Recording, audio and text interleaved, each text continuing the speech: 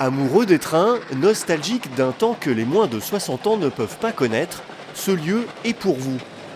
Installé à Butry, à quelques kilomètres d'Auvers-sur-Oise, le musée des tramways à vapeur et des chemins de fer secondaires rassemble plus de 80 véhicules.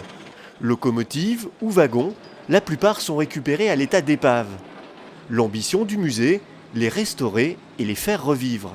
L'idée, c'est de récupérer les locomotives, au moins de les traiter à l'anti-rouille pour qu'elles ne pourrissent pas plus, quand on ne peut pas les mettre à l'abri. Et ensuite, quand on peut, la pièce, si elle est importante, on la fait classer monument historique, ce qui a été le cas de celle-là, qui a été la première loco classée monument historique en France. Et quand tout va bien, on a les subventions nécessaires après pour faire les travaux et la remise en état. Pour les remettre en état, les machines sont entièrement démontées et remontées. Les pièces manquantes sont rachetées, récupérées sur d'autres épaves ou recréées à l'identique. Pour reprendre vie, certaines de ces machines demandent plus de 5000 heures de travail. Parmi elles, des pièces uniques comme cet autorail. La particularité de l'engin, c'est qu'il a 3 vitesses en marche avant et une vitesse en marche arrière.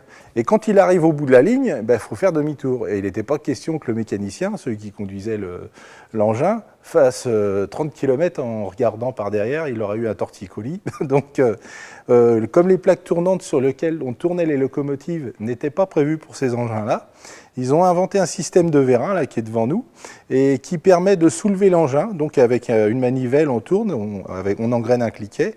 Le vérin se pose sur la voie, on soulève l'engin et on le tourne sur place. Une personne suffit à le tourner. Et donc on repart dans l'autre sens. Dans ce sens-là ou c'est dans l'autre? C'est dans ce sens-là. L'association qui gère le musée compte plus d'une centaine de bénévoles. On y trouve des retraités des chemins de fer, des artisans, des bricoleurs ou encore des passionnés de trains à vapeur. Parmi les plus jeunes de la troupe, Benjamin, qui est tombé dedans tout petit. Dès l'âge de 4 ans, en fait, j'aimais les trains. Et puis après, j'ai attendu l'âge de 15 ans pour pouvoir m'inscrire. Et puis voilà, au fur et à mesure, j'ai appris à conduire les locomotives, à chauffer et puis à entretenir les machines. Sur une machine à vapeur, on n'a pas le temps de se reposer. Il faut tout le temps mettre de l'eau, mettre du charbon, remettre de l'huile. C'est un aspect ancien, mais bon, qu'on essaye de préserver, quoi. Le musée est ouvert de mai à octobre et certains jours, des petites balades sont proposées à bord des trains restaurés.